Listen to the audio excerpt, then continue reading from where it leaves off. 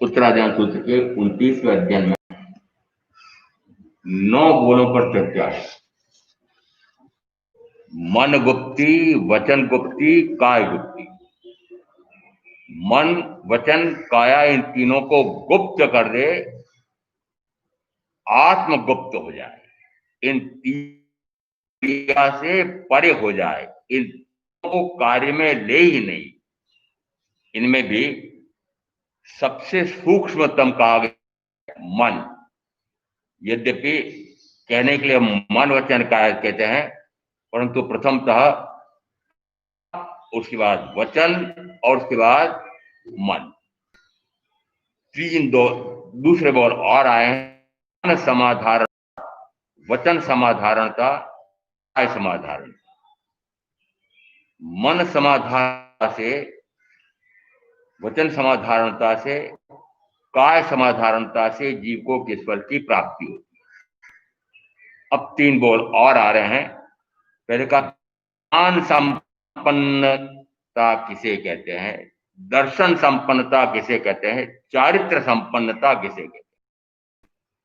संपन्न यानी संपत्ति, व्यावहारिक जगत में आप कहते हैं बड़ा संपन्न है।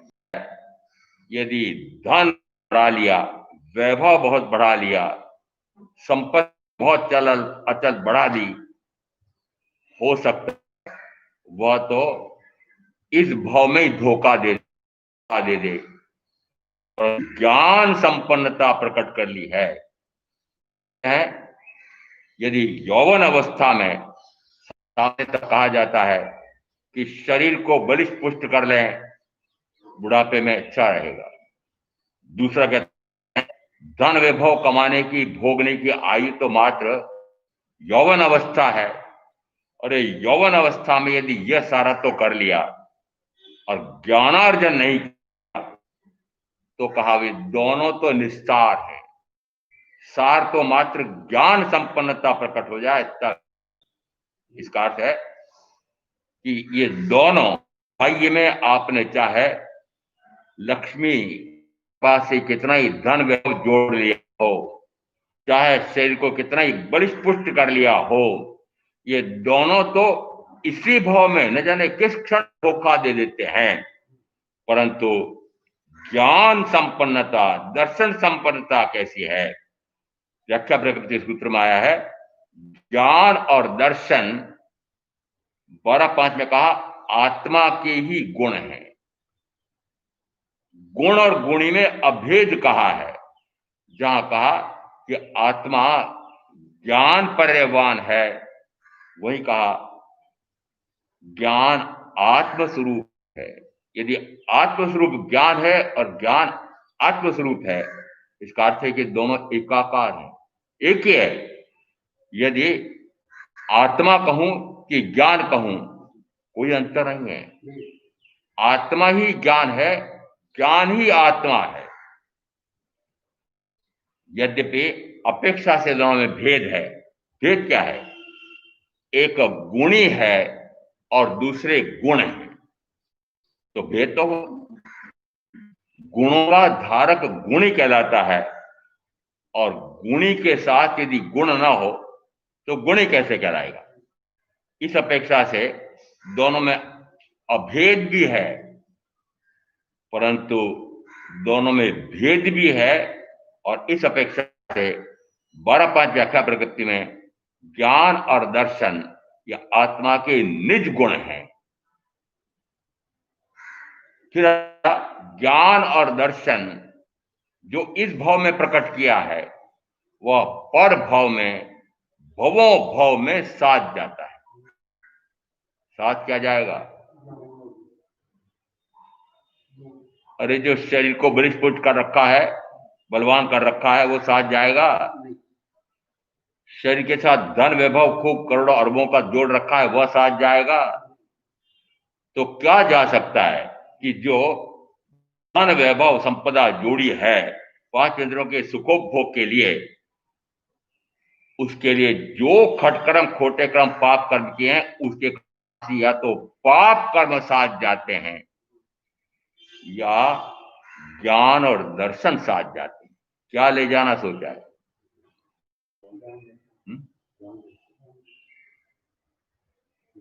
ज्ञान दर्शन ले जाना है, पर तैयारी तो सारी कर रखी है। धन वैभव खूब जोड़ा है और सारे काम, ज्ञानार्जन का भी काम अलग रखो। पहले भव्य भवन बनाना है। प्रवीण भाई कह रहे हैं मुझे तो ज्ञान दर्शन साथ में ले जाना है। मुझे पता है पूर्व के 84 में इनका भवन बन रहा था। मुझे कहते भवन का नाम बताओ। मैंने कहा भवन के नाम से आपको क्या लेना देना है, नाम करना चाहते हैं। पूरा चातुर्मास का काल किसमें बीता, प्रवचन सुनने का भी, स्वाध्याय करने का भी, सामायिक करने का भी समय इसलिए नहीं मिला कि भवन निर्माण में लगे हुए। सारी शक्ति कहां लगी, वो भवन साफ जाएगा। पर उस भवन निर्माण में जो धन संपदा जोड़ने में पाप कर्म किए हैं वे भवन आदि तो नहीं जाएंगे, परंतु पाप कर्म साथ जाए। या तो जीव के साथ पाप कर्म जाते हैं या जीव के साथ ज्ञान दर्शन रूप ये गुण जाते हैं। यदि ज्ञान दर्शन साथ जाते हैं, ये कहूं कि मैं जितना ज्ञान प्रकट कर लिया है, मैंने जितना दर्शन गुण प्रकट कर लिया है, मैं अब उतना शुद्ध होकर के अगले भाव में जा रहा हूं। कितनी शुद्धि हो गई कि अज्ञान का अंधकार इतना छट गया है और ज्ञान का प्रकाश हो गया है। इतना दर्शन गुण प्रकट हो गया है और इतना वह दर्शनावरणीय कर्म का क्षयोक्षम हो गया है। ज्ञानावरणीय कर्म के क्षयोक्षम से ज्ञान, दर्शनावरणीय कर्म के क्षयोक्षम से दर्शन। ज्ञानावरणीय कर्म के क्षय से केवल ज्ञान या अनंत ज्ञान, दर्शनावरणीय कर्म के क्षय से केवल दर्शन या अनंत दर्शन। ज्ञाता अपने आप का, ज्ञान मेरा गुण है, उस ज्ञान गुण से अपने आप को जानना। तो जानना किसको, कि अपने आप को जानना भी, अपने आप को जानना भी अपने आप से, और ज्ञान मेरा गुण। ज्ञाता जो जानने वाला है उसको कहते हैं ज्ञाता। और अभिज्ञाता क्या कर रहा है,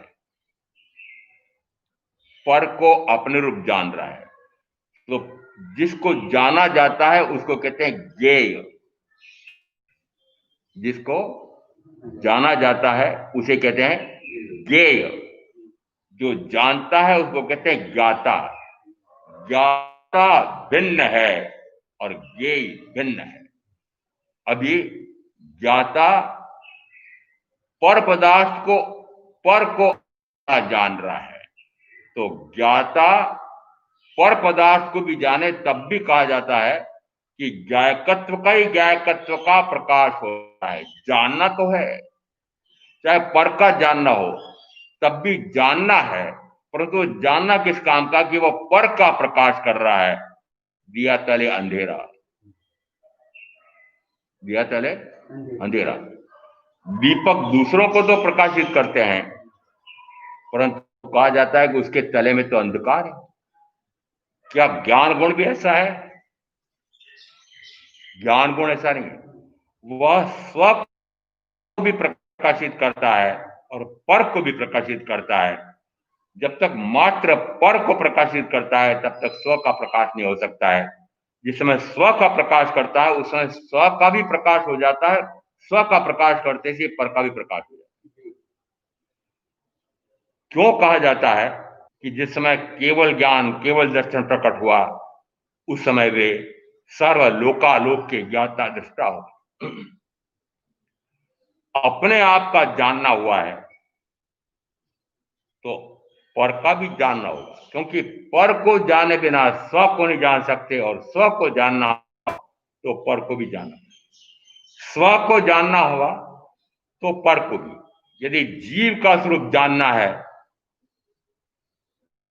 तो अजीव से पूर्णतः भिन्न जीव है, तो अजीव का स्वरूप भी जानना पड़ेगा। यदि जीव का स्वरूप जान लिया है तो मानना कि अजीव का स्वरूप भी जान लिया है। यदि अजीव का स्वरूप जान लिया है तो जीव का स्वरूप भी जान लिया है। क्यों का आचारांग सूत्र में ये एगम जाने से सवम जाने, ये सवम जाने से एगम जाने, कि जो एक आत्मा को जान लेता है वह सर्व आत्माओं को जान लेता है। क्यों? क्योंकि आत्मा और आत्मा में कोई भेद नहीं है। जैसा मैं आत्मा हूं वैसी सर्व आत्मा इस लोक में, सर्व आत्माएं मेरे समान है। क्या ये पृथ्वी का एक, आपका एक, देव का एक, वायु का एक, वनस्पति का एक, ये मेरे समान है?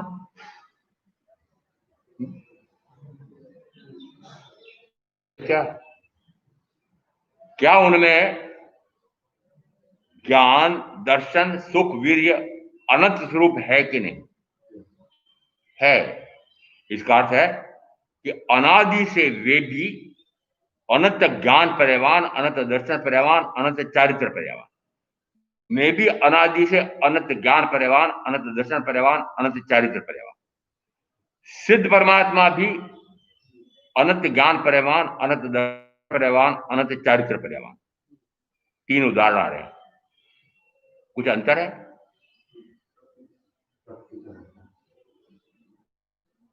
सत्ता अपेक्षा से, शक्ति अपेक्षा से समानता है, परंतु वह सत्ता या वह शक्ति भी प्रकट नहीं हुई है। तो कहा जाता है स्थावर काय की वह सत्ता भी अंश मात्र भी प्रकट नहीं हुई है। मनुष्य भाव में आकर के वितराग वाणी सुनने के बाद वह यदि ज्ञान का प्रकाश करता है, दर्शन का प्रकाश करता है, अपने आप का जानना, अपने आप का देखना करता है, अपने आप में रमना करता है, उस समय कहा जाता है वह ज्ञान संपन्न, दर्शन संपन्न, चारित्र संपन्न, ज्ञान पर्यवान, दर्शन पर्यवान, चारित्र पर्यवान। पूर्णता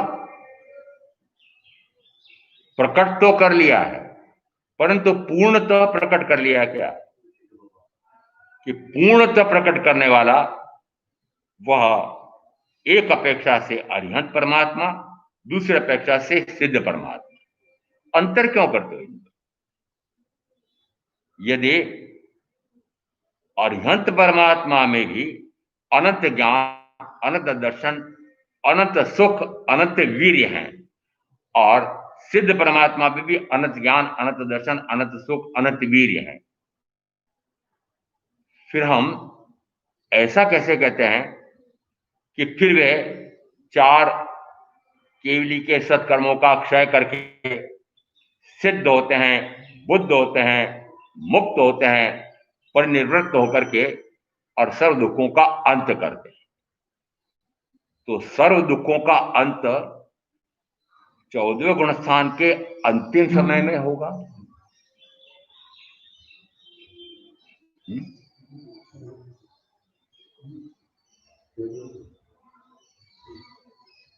संयमी सदा सुखी, संयमी सदा सुखी अर्थ क्या करता है? असंयमी सदा सुखी। यदि संयमी भी कहा जाता है कि वह सदा सुखी है, तो फिर अरिहंत तत्व प्रकट हो जाएगा। तब अनंत सुख क्या होता है इसका आस्वाद ले लिया। यदि 5 इंद्रियों का बेस्वाद, उस तुलना में आत्मा का अनंत सुख का आस्वाद आ गया। जहर का भी स्वाद ले लिया और अमृत का भी स्वाद ले लिया। अमृत का आस्वाद ले लिया, फिर जहर पीने जाएगा। और जहर कौन सा?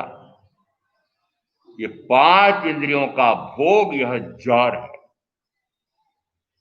क्या बंद हो गया?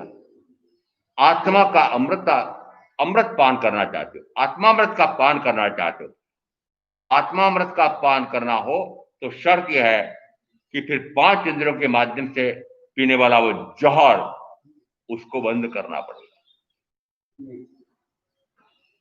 दोनों में से एक हो सकते हैं।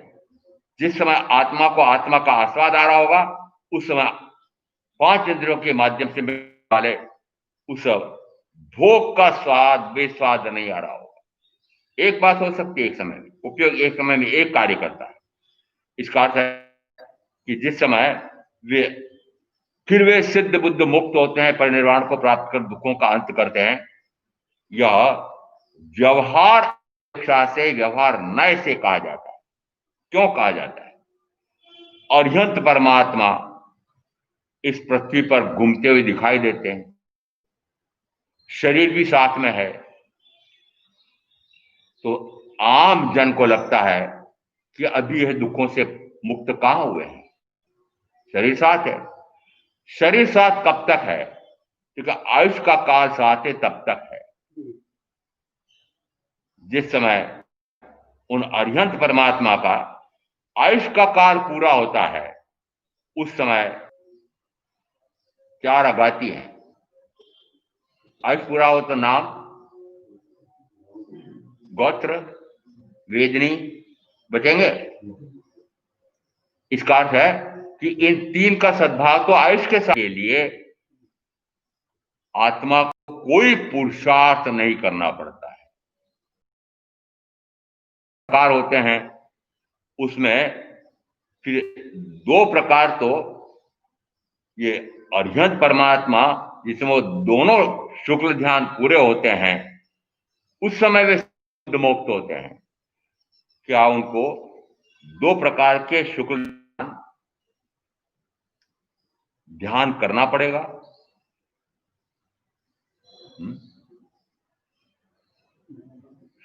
सूक्ष्म क्रिया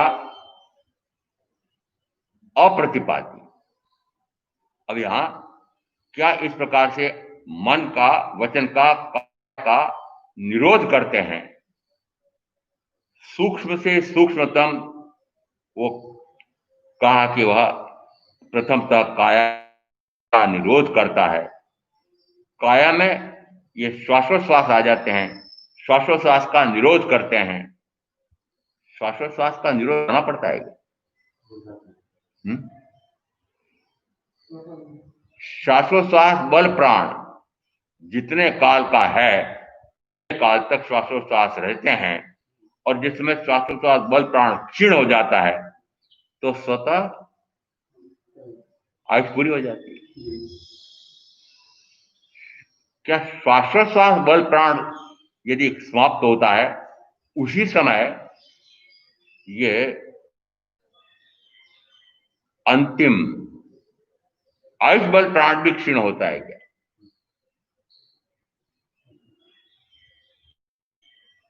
10 द्रव्य प्राण हैं, 4 भाव प्राण हैं, 5 इंद्रिय बल प्राण, मन बल प्राण, वचन बल प्राण, काय बल प्राण, श्वासोश्वास बल प्राण और आयुष बल प्राण।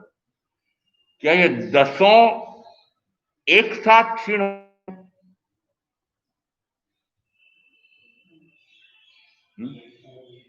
अंश में भी एक साथ और पूर्णा में भी एक साथ। जिस समय मन वचन काया या मन बल वचन बल काय बल ये क्षीण हो रहे हैं, इसका अर्थ है कि उस समय ये 5 इंद्रिय बल प्राण भी क्षीण हो रहे हैं। जिस समय ये 8 क्षीण हो रहे हैं, उस समय और आयुष कर्म का अंत 100 वर्ष पूरे होंगे तब होगा क्या?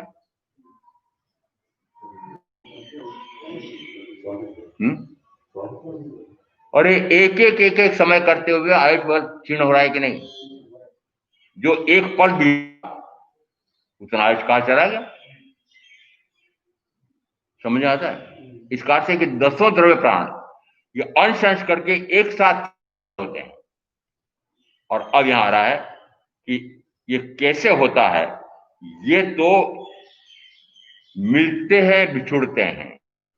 न्यूनतम 4 बल प्राण होते हैं स्थावर काय के। फिर यदि वह 2 इंद्रिय वाला हो जाता है, तो कहा जाता है फिर वह 4 से 6 का हो गया। 6 का कैसे हो गया? एक इंद्रिय बली तो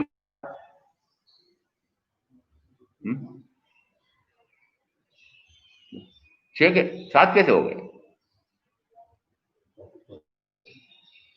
दूसरी इंद्री कौन सी प्रकट होती है? पहली स्पर्शेंद्री, दूसरी प्रकट करने की अपेक्षा से हम यहां से नीचे से लें तो जिव्वेंद्री प्रकट हुई है, उस समय कहा जाएगा कि वचन बल भी आ गया। साथ फिर आगे एक एक इंद्री बढ़ती जाती है, ऐसा करके 5 इंद्रियां जब पूर्ण होती है तब कहा जाता है वह असन्नी पंचेंद्रिय 9 बल प्राण प्रकट हो गए। अंतिम कौन सा? मन बल। इसका अर्थ है कि मन बल सबसे बाद में प्रकट होता है, तो समझो कि मन की महत्ता कितनी है। मन की महत्ता, मन यदि नहीं है तो मनन करने की शक्ति नहीं है, मनन करने की शक्ति नहीं। यदि केवल प्रज्ञप्त वाणी का सदगुरु के माध्यम से श्रवण भी करे तो उसका मनन करने के लिए मन नहीं है, तो ज्ञान का प्रकाश हो सकता है, सम्यक का प्रकाश हो सकता है? ठीक है, नहीं। समझो मन की कितनी महत्ता है। अब मैं पूछ रहा हूं कि इसका उपयोग आप किसके लिए कर रहे हैं? मन का उपयोग 5 इंद्रियों के भोगों की पूर्ति के लिए भी मनन करते हैं। मन का उपयोग सदगुरु के माध्यम से केवल प्रज्ञप्त वाणी का श्रवण करके भी मनन करते हैं। अब मनन करके मैंने समझ लिया कि हे मन, तेरे माध्यम से मैंने यह पक्का कर लिया कि मैं मात्र ज्ञान चेतना स्वरूप हूं, मात्र दर्शन चेतना स्वरूप हूं, मैं कर्म चेतना रूप नहीं हूं, कर्म फल चेतना रूप भी नहीं हूं, मैं मात्र ज्ञाता हूं, मैं मात्र दृष्टा हूं, मैं मात्र स्वरूप में रमण कर सकता हूं। ये तीनों प्रकार के संयोग, शरीर आदि राग आदि भाव कर्म, ज्ञानावरण आदि द्रव्य कर्म, ये तीनों संयोगी हैं, तीनों पुद्गल हैं। मैंने हे मन तेरे माध्यम से इनको समझ लिया है। अब मैं इसको कहता हूं तो अब चुप रह, अब चुप रह। तो क्रिया किसके माध्यम से हो रही है? बाहर में क्रिया मन वचन काया या इंद्रियों के माध्यम, और जब तक क्रिया है तब तक कर्म है। और कर्म से यदि आपको मुक्त होना है तो क्रिया से मुक्त होना है। वो क्रिया कैसी है?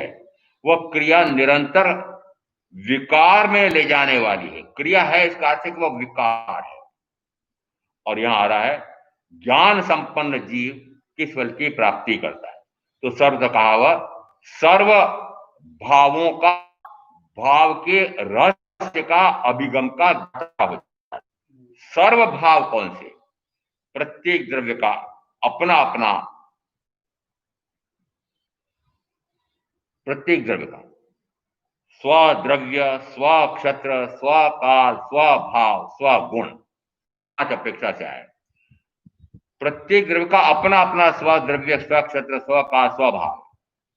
इसका अर्थ है कि यदि प्रत्येक ना हो तो द्रव्य गिनती के लिए हमने कितने गिने कि 6 द्रव्य हैं। इन 6 द्रव्यों के सर्व प्रकार के भावों को जानना, द्रव्य से, क्षत्र से, काल से, भाव से, गुण से, कितनों को जानना? सबको जानना। सबको जानने की क्या जरूरत है? मात्र आत्मा को द्रव्य से, क्षत्र से, काल से, भाव से जब समझ लो तो यदि स्वद्रव्य में आत्मा, स्वक्षत्र असंख्यात प्रदेशी में आत्मा, स्वकाल त्रैकालिक में आत्मा, स्वभाव ज्ञान पर्यवान, दर्शन पर्यवान, चारित्र पर्यवान, बस जानने की क्या जरूरत है? यदि अपने आप को, अपने आप के स्वद्रव्य, स्वक्षत्र, स्वभाव, स्वकाल, स्वभाव को जान लिया, गुण को जान लिया, तो क्या अन्य मेरे साथ जुड़े हुए पांच का भी ज्ञान हो गया।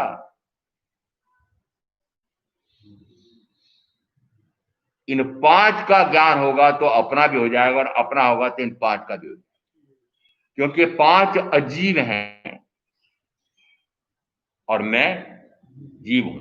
तो जीव को जान लिया तो अजीब को जाने बिना जीव को कैसे जाने? अजीब को जान लिया तो फिर अजीब से पूर्णतः भिन्न मैं जीव हूं। इसे कहा ये एकम जाने से सबम जाने, कि एक अपने आप को जान ले तो जान लेता है। सबको जान लिया, अन्य पांचों द्रव्यों को जान लिया, पांचों द्रव्य के स्व स्व द्रव्य स्वक्षेत्र स्वकाल स्वभाव स्वगुण जान लिए, तो अब इन पांचों से मैं पूर्णतः भिन्न, तो मेरा जानना भी होगा।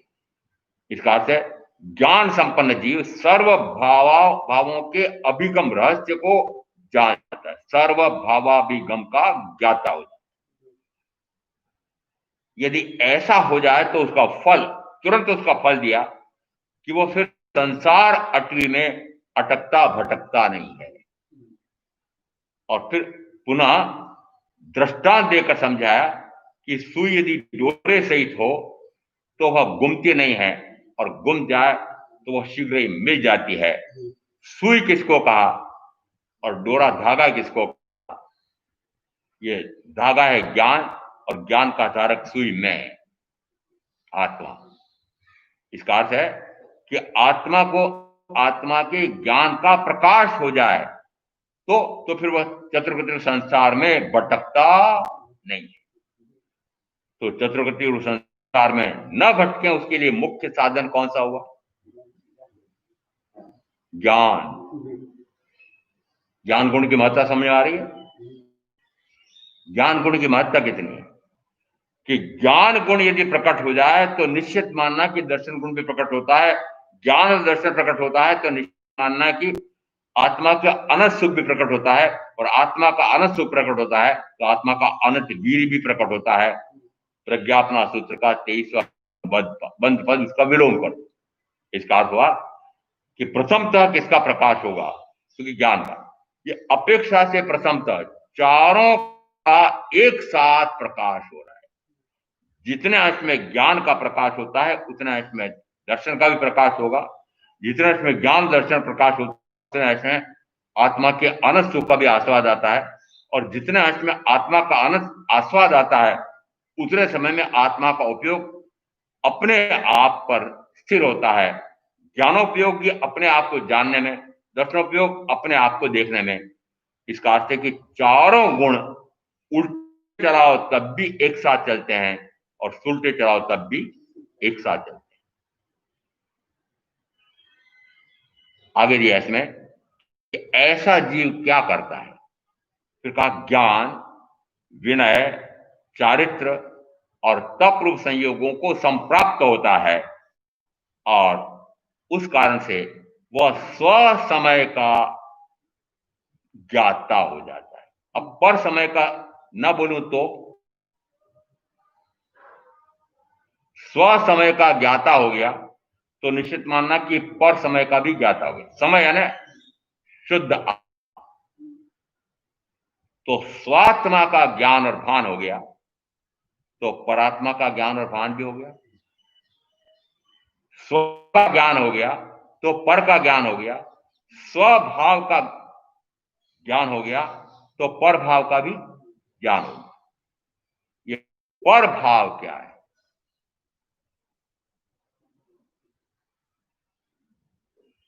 पर भाव क्या है?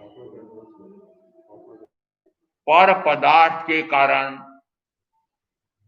ज्ञानावरणादि कर्म के कारण समक्ष में आने वाला कोई भी व्यक्ति हो, वस्तु हो, स्थिति परिस्थिति हो, जिस समय किसी कर्म के उदय के कारण से समक्ष में विद्यमान होते हैं, आते हैं, उस समय उनके निमित्त के अनुसार, उनके द्वारा कराए जाने कार्य के अनुसार मैं यदि कार्य करता हूं तो कहा जाता है कर्म का आश्रय और बंध होता है। कर्म का आश्रय बंध मात्र किससे? कि पर भाव में रमण करने से कर्म का आश्रय। पर भाव में रमण किसे कहा जाता है? पर को अपने रूप जानता है, पर को अपने रूप देखता है, पर को अपने रूप मानता है, अपने को जानता नहीं है, अपने को देखता नहीं, अपने को अपने आप का मानता नहीं, तो फल क्या आएगा? पर में रमणता। पर में रमणता कहूं कि पर भाव में रमणता की बात। जिसमें पर भाव में रमणता होती है उसमें स्वभाव में नहीं है, और जिसमें स्वभाव में है उसमें पर भाव में नहीं। दोनों एक दूसरे से विपरीत हैं। स्व और पर, इन दोनों के बीच में भेद जाने। स्व में आत्मा, पर शरीर आदि रागादि भाव कर्म, ज्ञानावरणादि द्रव्य कर्म, ये तीन में सबका समावेश हो जाता है, कोई नहीं बचेंगे तीन में। शरीर आदि इसका अर्थ है कि जितना जितना आपने धन वैभव भोग साधन परिजन परिचय कर रखे हैं वो सारे एक शब्द में आ गए, शरीर आदि। फिर जितने प्रकार के विकार के भाव हो रहे हैं पल पल में, एक एक क्षण में, तो राग होता है या द्वेष होता है, या तो कषाय होता है, पांच इंद्रियों में रति या अरति होती है, हिंसा, झूठ, चोरी, मैथुन, परिग्रह, इन पांच प्रकार के पापों में प्रवृत्ति होती है। इसका अर्थ है कि जितने भी पाप हैं, ये तो कहा ये सारे पाप की प्रवृत्ति में ये मन वचन काया की प्रवृत्ति हो रही है। आगे और कहूं क्या? यदि पाप के स्थान पर पुण्य में प्रवृत्ति हो रही है तो मुक्ति है। तो ये शुभ भाव भी पर भाव है क्या? शुद्ध या शुद्धोपयोग, शुद्ध के कोई भेद नहीं होते, शुद्ध के भेद नहीं है। अशुद्ध के दो भेद हैं, एक है शुभोपयोग और दूसरा है अशुभोपयोग। उपयोग कहां जा रहा है? शुभ में जा रहा है, पुण्य का उपार्जन। उपयोग अशुभ में जा रहा है, पाप का उपार्जन। अनादि से गिनो तो अनंत काल तक क्या करता है? शुभ अशुभ, शुभ अशुभ, पुण्य पाप, पुण्य पाप। और पुण्य पाप का फल क्या हुआ? पुण्य से सुगति, पाप से दुर्गति, यानी निरंतर अनंत काल में चतुर्गति में परिभ्रमण करता आ रहा हूं, मात्र शुभाशुभ रूप पर भाव से। अब बताओ कि फिर चतुर्गति से मुक्ति का उपाय कौन सा हुआ?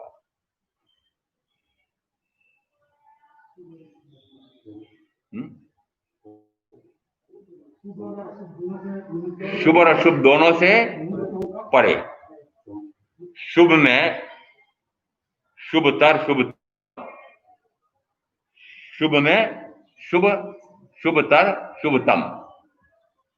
अन्न पुण्य से लगा करके नमस्कार पुण्य तक, उन 9 प्रकार के कार्यों में यदि मन वचन काया प्रवृत्त होते हैं तो कहा जाता है स्थूल पुण्य का बंध होता है। स्थूल इसलिए कि उसके कारण से शरीर सुख, 5 इंद्रियों के सुख, परिवार सुख, धन सुख, वैभव सुख, ये सारे मिले मिले। इसका अर्थ है कि शुभ से यदि आपने पुण्य का उपार्जन किया और पुण्य के कारण से आपके सारे अनुकूल मिल रहे हैं, और अब ये अनुकूल मिले हैं, उस समय आप क्या कर रहे हो?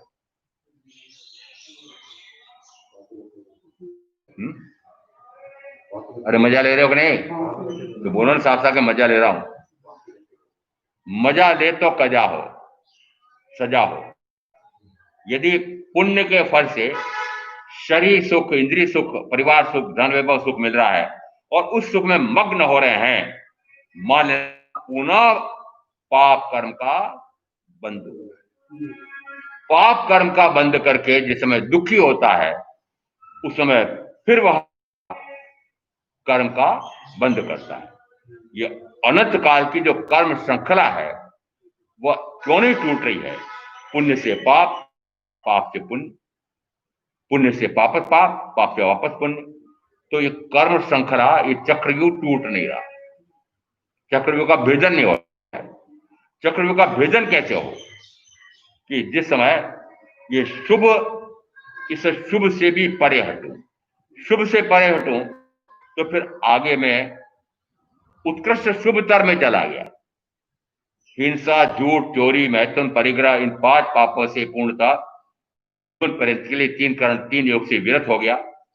और शेष 13 प्रकार के पापों में भी विवेक, विवेक का अर्थ होता है ये क्रोध से लगा करके मिथ्या दर्शन, चल्य, इनमें निरंतर इस प्रकार का विवेक रखना कि निरंतर कम कम, न्यून न्यून, न्यून न्यून, मंद मंद मंद, मंदतर मंदतर, मंदतम बंद हो जाए, शुभतर में आ गया, शुभतर में आ गया। और उसके आगे, शुभतर के आगे शुभतम, कि अब मैं इन 5 प्रकार के पापों से विरत होने के लिए जो 5 महाव्रत ग्रहण किए हैं, इन 5 महाव्रत का ऐसा पालन करूं कि लेश मात्र भी अतिचार दोष न लग जाए। प्रवृत्ति, प्रवृत्ति कौन सी प्रवृत्ति, किसमें हो रही है? प्रवृत्ति है कि निवृत्ति है? निवृत्ति पूर्वक प्रवृत्ति है। निवृत्त निवृत्त निवृत्त होता जा रहा हूं, पाप से निवृत्त निवृत्त होता चला जा रहा हूं, तो निवृत्ति पूर्वक प्रवृत्ति, उस पाप की प्रवृत्ति से परे होने के लिए प्रवृत्ति, 5 महाव्रत का निरतिचार पालन, 5 समिति का सावधानी पूर्वक पालन, अभी भी क्रिया। और वो क्रिया कैसी होगी? वो क्रिया शुभ से शुभ, शुभतम के निरंतर इंद्रवती गौतम तत्व स्वरूप समझने के लिए प्रश्न कर रहे हैं। निरंतर उनका ध्यान और हंत परमात्मा के गुणों पर है, तीर्थंकर परमात्मा पर दृष्टि लगाए हुए हैं। मुक्ति क्यों? शुभतम, शुभतम प्रवृत्ति। अब शुभतम प्रवृत्ति में फल क्या आना चाहिए? फल आना चाहिए कि उस समय 4 प्रकार के जो बंध हैं, प्रकृति, स्थिति, अनुभव और प्रदेश, उसमें प्रकृति और प्रदेश ये तो मन वचन काया कारण से होते हैं, और स्थिति बंध और अनुभव बंध ये काशाई भावों से होते हैं। इसका अर्थ है कि जिनको कर्म का बंध नहीं करना, वे कषाय से परे हो जाओ, शुभाशुभ भावों से परे हो जाओ। अब यहां अशुभ से हट गया, शुभ में आ गया। शुभ यानी गोरक्षा, जीवों की रक्षा, शुभ, वहां से वो ऊपर हट गया, ऊपर उठ गया, महाव्रत ले लिया, महाव्रत लेकर के फिर और शुभ में आ गया, शुभ आ गया, शुभतम में आकर के निरंतर स्वाध्याय, शुभतम में आ गया। परंतु उस शुभतम से भी, शुभतम क्रिया से भी हटे, जिससे शुभतम से भी हटे, क्रिया मात्र कर्म का बंध कराती है। यह निश्चित है कि वो जो कर्म का बंध कराएगी वह ऊंचे से ऊंचा वैमानिक देव का सुख भोगेगा। तो वैमानिक देव का सुख ही भोगा ना, गति में से जाना पड़ा, गति में से जाना। उस पुण्य के उपार्जन की आवश्यकता नहीं है, वह पुण्य सहज में बंधता है। आपको तो पुरुषार्थ के 9 प्रकार के पुण्य का कार्य करके पुण्य बांधना पड़ता है, दान पेटी में रुपया डालना पड़ता है, दूसरे जीवों को सुख उपजाने के लिए कुछ कार्य करना पड़ता है। यहां पुण्य, संयमी साधु साध्वी को पुण्य बांधने की आवश्यकता नहीं है। पुण्य को तो उसने एकांत हेय और निकृष्ट मान दिया, पुण्य को एकांत हेय। यदि पुण्य को भी एकांत हेय मान लिया, पुण्य को भी निकृष्ट से निकृष्टतम मान लिया, तो पाप में जाऊंगा। मुझे पुण्य करके भी सुगति में नहीं जाना चाहता, तो दुर्गति में क्या जाऊंगा? इसका अर्थ है कि पाप से भी ऊपर उठ गया, पुण्य श्रेष्ठ से श्रेष्ठतम में चला गया, वहां से भी हटना है। क्यों? क्योंकि शुभ से शुभतम भी, अशुभ से अशुभतम भी, दोनों पर भाव, दोनों पर भाव। पर भाव समझ में आ गया? पर भाव किसी निमित्त के कारण से होते हैं। राग कारण होना चाहिए ना, राग का कोई कारण मिलना चाहिए सामने। रागी व्यक्ति का वचन सुने, रागी वचन याद आ जाए। आवश्यक नहीं कि रागी व्यक्ति सामने दिखे, रागी ने जो वचन बोला था वह वचन स्मरण में आ गया, निमित्त आ गया। क्या करने के लिए आया? राग करने। इसका अर्थ है कि जो विकार का भाव है, विभाव भाव है, वह किसी निमित्त के कारण से होता है, और जो बिना कारण होता है, अकारण होता है, सहज होता है, वह स्वभाव। मैं सहज स्वभावी हूं, स्वस्वभावी हूं, मात्र वीतराग स्वभावी हूं, शुद्ध स्वभावी हूं, बुद्ध स्वभावी हूं, मुक्त स्वभावी हूं। ये शुभाशुभ ये मेरे स्वभाव नहीं है, विभाव है। यदि स्व को भी जान लिया, आत्मा पर को भी जान लिया, शरीर आदि राग आदि ज्ञान आदि, स्वभाव को भी जान लिया, पर भाव को भी जान लिया, अब क्या करें? कि स्व में स्थिर हो जाए तो स्वभाव में स्थिर हो जाता है। जिसमें वो स्वभाव में स्थिर होता है, स्व में स्थिर होता है, मात्र स्व समय रत होता है, मात्र अपने आप का जानना होता है, उस समय मात्र अपने आप का देखना होता है, उस समय अपने आप में रमना होता है, उस समय कहा जाता है वह उस काल में सर्व कर्म से रहित है। ऐसा तत्व का स्वरूप समझ करके मैं आप जो साधना करेंगे उनका कल्याण होगा। ओम शांति। गुरुदेव क्या गया? चत्तारि मंगलाम अरिहंता मंगलाम सिद्धा मंगलाम साहू मंगलाम केली प्रणत मंगलम। चत्तारि लुगुत्तमा अरिहंता लुगुत्तमा सिद्धा लुगुत्तमा साहू लुगुत्तमा केली प्रणत लुगुत्तमा। चत्तारि सनपवज्जामि अरिहन्ते सनपवज्जामि सिद्धे सनपवज्जामि साहू सनपवज्जामि केवली प्रणतम धम्मम शरणम पवज्जामि। चार